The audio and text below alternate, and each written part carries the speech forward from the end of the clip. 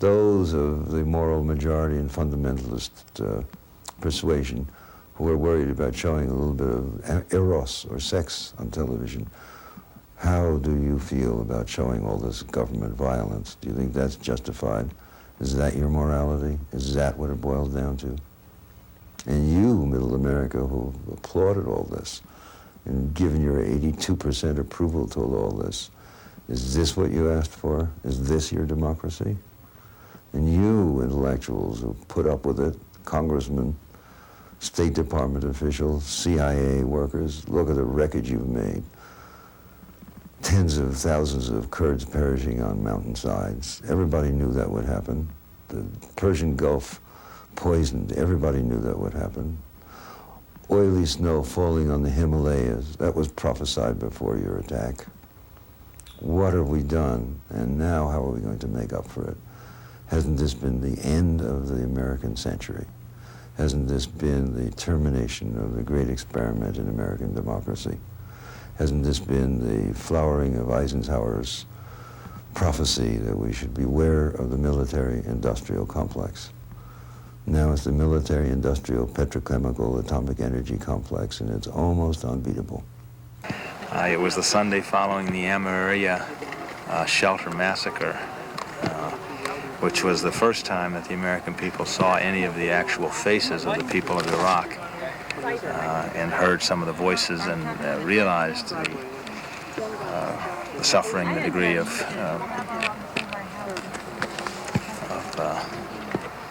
what the consequences of bombing the people of Iraq were.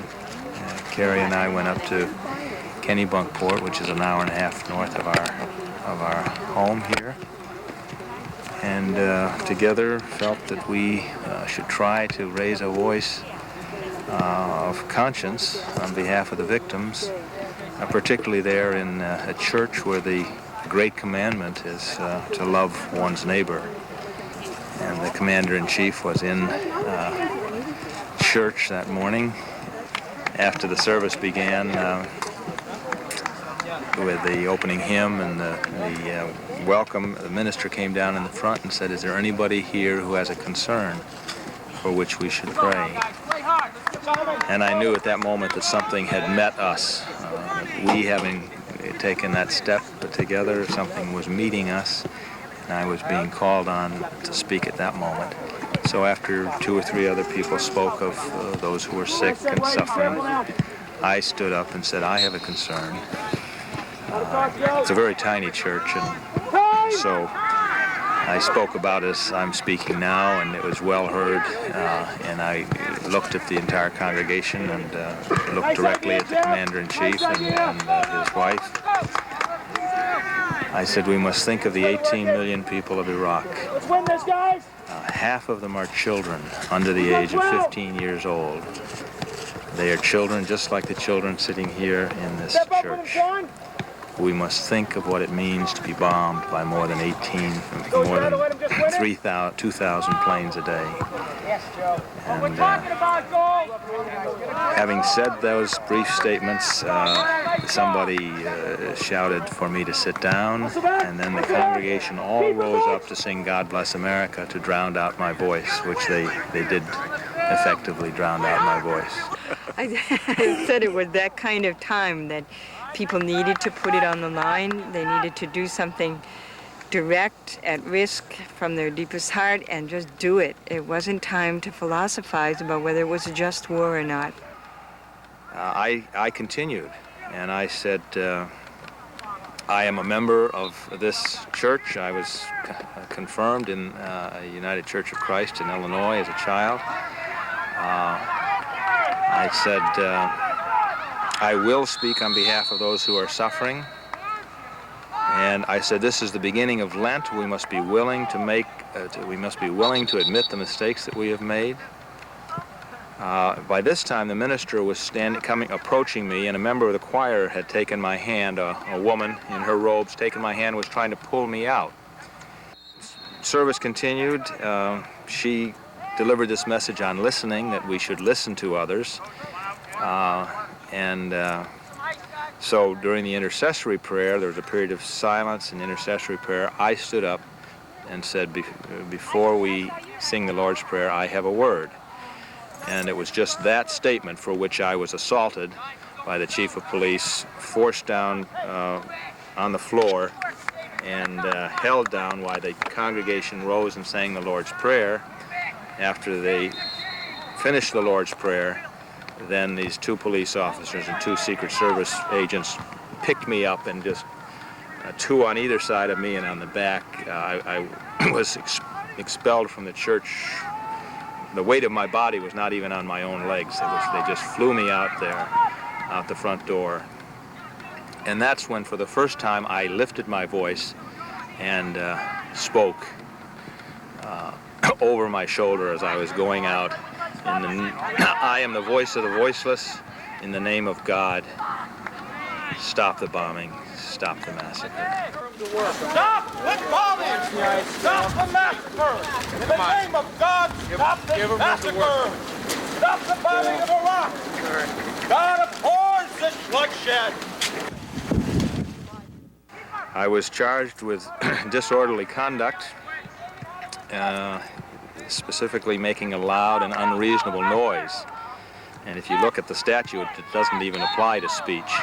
But again, the judge was not interested, certainly the prosecutor was not interested in the First Amendment, or in, they were simply using the law as a weapon because they felt that their obligation was to prohibit anyone from speaking in the presence of the commander-in-chief. I think they saw it that simply. Dear President Bush, I kissed my son goodbye today. He is a 21-year-old Marine. You have ordered him to Saudi Arabia. The letter telling us he was going arrived at our vacation cottage in northern Wisconsin by express mail on August 13th. We left immediately for North Carolina to be with him. As I sat in my motel room, watching you on television, looking through my son's hastily written last will and testament, and listening to the military equipment rumbled past, you seemed to me to be both callous and ridiculous, chasing golf balls and zipping around in your boat in Kennebunkport. While visiting my son, I had an opportunity to see him try on his body armor and his chemical weapons gear. I don't know if you've ever had this experience, Mr. President. I hope you never will. I also met many of my son's fellow soldiers. They're fine young men. A number told me that they were from poor families. They enlisted because it was their only opportunity for a college education. None of the young men I met are likely to be invited to serve on the board of directors of a savings and loan, as your son Neil was, and none of them have parents that are well enough connected to call or write a general to ensure that their son stays out of harm's way, as Vice President Quayle's parents did for him during the war in Vietnam. As my wife and I sat in a little cafe outside of our son's base last week, choking back tears, trying to eat, a young Marine struck up a conversation with us. And as we parted, he wished us well and said, "May God forgive us for what we are about to do." Young people in the United States must think, if you believe the person living next to you is Saddam Hussein, blow up his house. That's the way to deal with a problem. You don't like someone down the street, kill them. Form your gang and kill them. That is basically following the policy. These things are intolerable.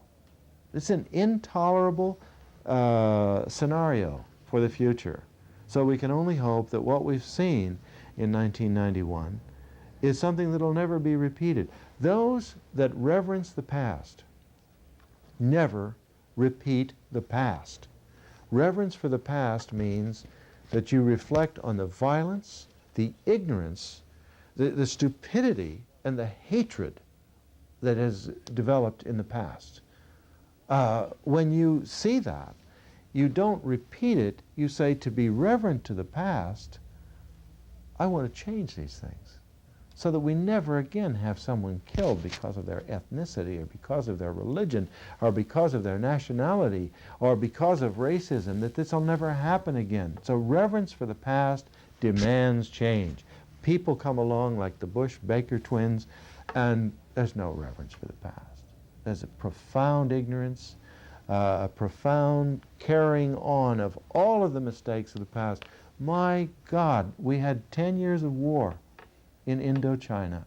10 years of war. Empire never learns. There was nothing learned. And this is one of the characteristics of empire, not only our own, but any empire. Because you work from power, you cannot learn.